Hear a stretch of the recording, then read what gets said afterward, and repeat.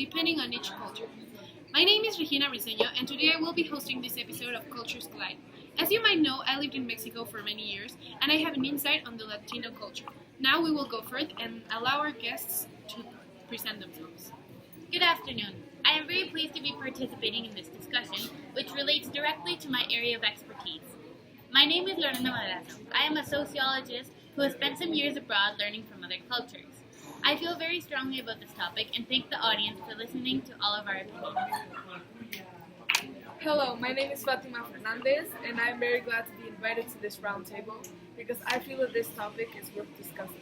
I myself, as a Latina, feel this topic very close to heart because it not only relates to myself but to my entire culture.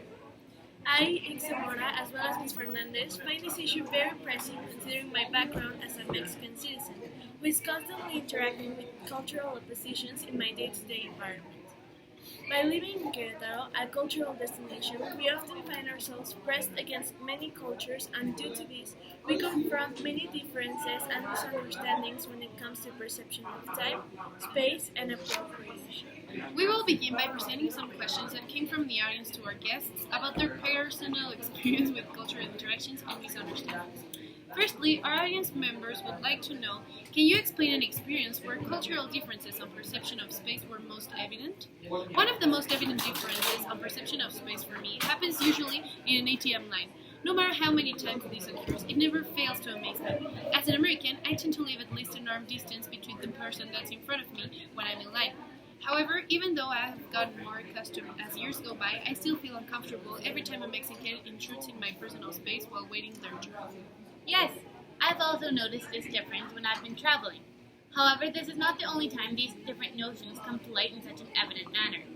For example, I always notice these differences when I go back home to the United States and I instinctively greet my acquaintances by kissing them on the cheek as it is accustomed in Mexico and other Latin cultures. I am immediately rejected and looked at strangely, not because of rudeness, but because of the differences among cultures.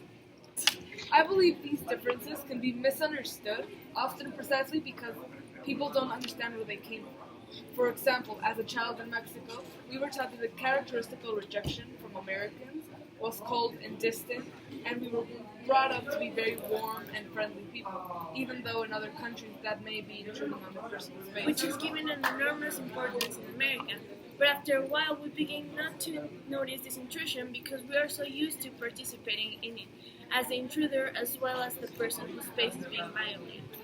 And sometimes, even as an American living in Mexico, we get used to these intrusions and our notion of a space bubble, which is very strongly established in America, begins to disappear. Another question that our audience eagerly wanted to establish was whether we have felt differences when it comes to perception of time between Mexican and American cultures. Ixe? Well, from my experience, the bridge of time is just as misunderstood as space between these two communities. I am constantly suffering from this whenever I have an appointment in the United States or another non-Latin country, due to the way time was perceived when I was raised. To us, having a lack of punctuality is considered normal. On the other hand, rushing somewhere is perceived as frenzied and strange. For example, arriving early to an appointment is extremely unusual, and will only result in having to wait longer. Again, these differences are often misunderstood. As Americans, we are often bothered by impunctuality and Latinos staying past the time everyone is expected to leave. With these answers, we have come to some conclusions regarding to intercultural interactions and the way they affect citizens all over the world. The notions of time and space are especially remarked between Mexicans and Americans. We will pass for final thoughts to our guests. Fátima? Considering what we've talked about and the experiences we've shared right now, it seems to me that these countries could not be more different, despite the fact that they are bordering states. So I would just like to thank everybody for the opportunity to come here and talk about my experiences, particularly because it's something I live every day as a Latina in the USA. I, as well as Fatima, would very much like to thank all of our audience, and I want to express quickly my conclusions regarding this topic. As an American citizen, I can say some of us take Mexicans as lazy and rude because of these cultural differences. This can lead to stereotypes and prejudgments. So I am very thankful for your attention, and I hope we all brought to light this issue and how it may be resolved. As Lorena was saying, I don't think many people understand that these issues are not on purpose, but rather because of cultures and their customs. I would recommend to be patient when being in a foreign country, and try not to take any offenses to heart that have to do with the notions of time and space. Again, thank you and good night. I hope you all enjoyed this episode of Cultures Collide, and see you next time. Good night.